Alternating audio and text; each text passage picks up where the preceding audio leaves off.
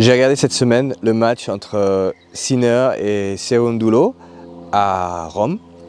Et au début du deuxième set, alors que tout allait ok, enfin il avait perdu le premier 7-6, ça allait encore.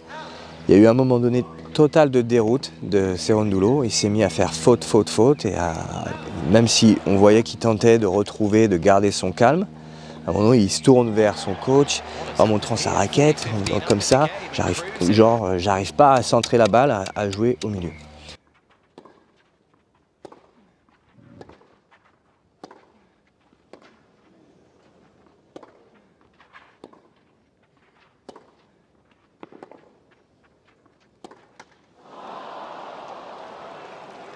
Looks like he's not happy with his.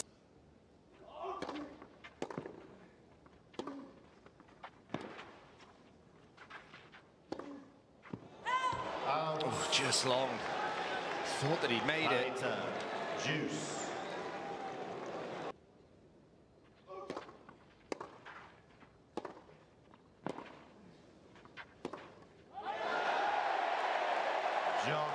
Si c'est ton cas, c'est normal. C'est-à-dire qu'il y a des moments où ton cerveau, il est câblé d'une certaine manière et il n'en peut plus. Et du coup, il va se câbler d'une autre manière, de manière à récupérer. La question est, qu'est-ce qu'on fait dans ce cas-là? Alors, plusieurs possibilités. Premièrement, prends ton temps. Grosso modo, je vous la montre.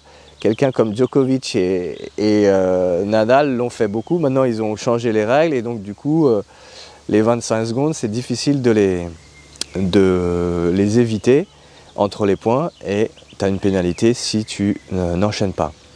Mais bon, en amateur, je pense que tu peux prendre ton temps et du coup, avoir le temps pour que ton corps y récupère et revienne câblé normalement.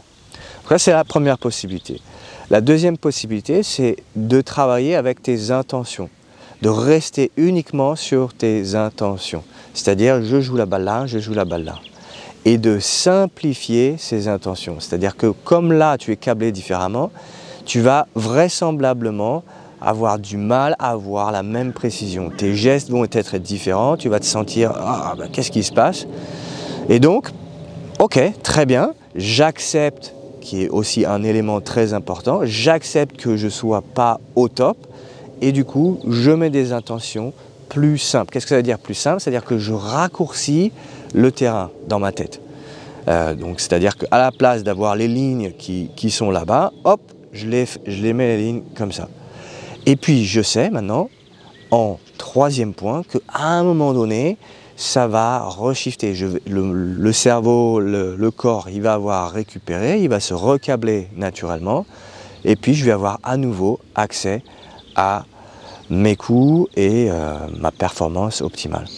Voilà, l'idée aussi de ce moment, c'est de faire passer ce virage de telle sorte que tu ne sois pas breaké, comme là, Cerúndolo l'a été. Et derrière, après, au niveau, c'est souvent mort, quoi. Donc, je répète, trois possibilités, trois choses que tu peux faire. 1, jouer un peu de la montre, prendre ton temps, respirer entre les points. J'y mets avec ça l'acceptation de « ok, c'est mon cerveau en ce moment, il n'est pas câblé idéalement ou pas câblé comme d'habitude. J'accepte, je respire et puis ensuite, je me cale sur mes intentions de jeu, mes intentions de corps qui envoie la balle dans les endroits que j'ai visés et je raccourcis le terrain pour que ça soit toujours là. Voilà, si toi aussi tu as des soucis mentalement dans des matchs où c'est pas encore tout à fait optimisé, je vais bientôt faire un webinaire gratuit sur la gestion du stress en match. Donc inscris-toi, je le mets en lien de cette vidéo en description. Et puis à bientôt peut-être. Voilà. Et si tu as des questions, des commentaires par rapport à ce que je viens de dire, pareil, tu les mets en commentaire. À bientôt.